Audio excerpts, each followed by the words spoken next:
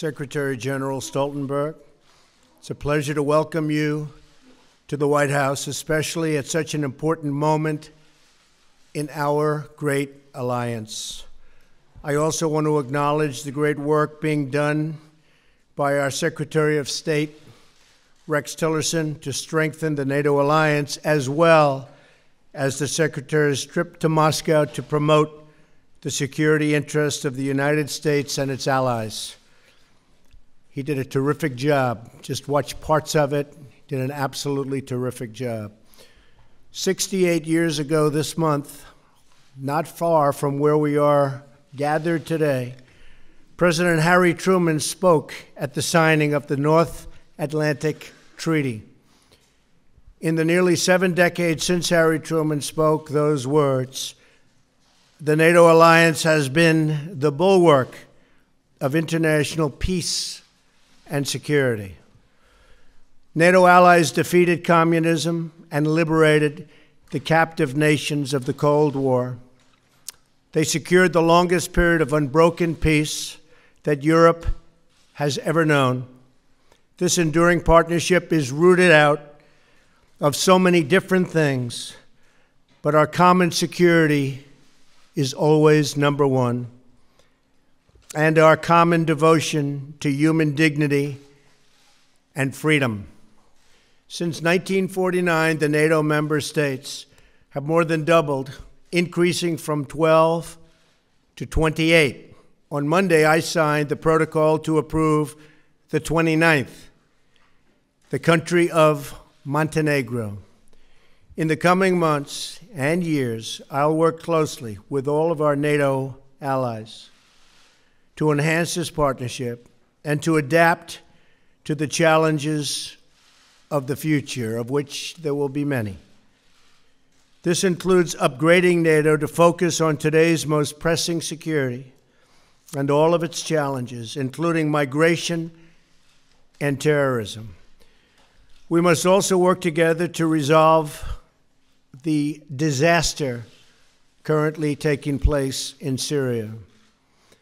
We are grateful for the support of NATO members and partners in their condemnation of Assad's murderous attack using the most horrible weapons. The vicious slaughter of innocent civilians with chemical weapons, including the barbaric killing of small and helpless children and babies, must be forcefully rejected by any nation that values human life. It is time to end this brutal civil war, defeat terrorists, and allow refugees to return home.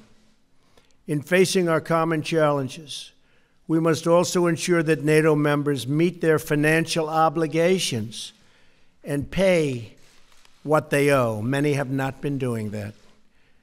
The Secretary General and I agree that other member nations must satisfy their responsibility to contribute 2% of GDP to defense.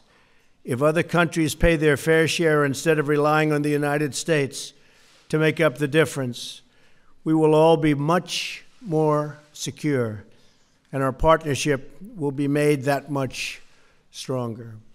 The Secretary General and I had a productive discussion about what more NATO can do in the fight against terrorism.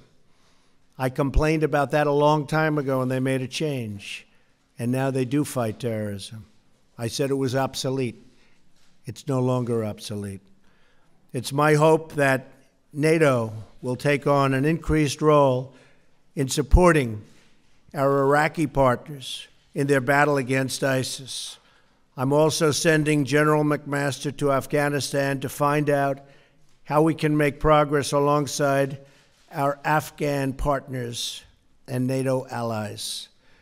Every generation has strived to adopt the NATO alliance to meet the challenges of their times. And on my visit to Brussels this spring, which I look very much forward to, we will work together to do the same. We must not be trapped by the tired thinking that so many have, but apply new solutions to face new circumstances, and that's all throughout the world.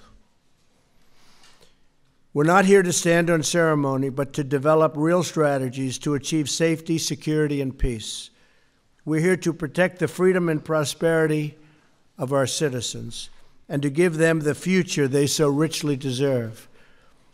Secretary General, I'm honored to have you here today and to reaffirm our commitment to this alliance and to the enduring values that we proudly, and I mean very proudly, share. Thank you very much. Thank you for being here. Recent threats targeting Jewish community centers and vandalism of Jewish cemeteries, as well as last week's shooting in Kansas City, remind us that while we may be a nation divided on policies,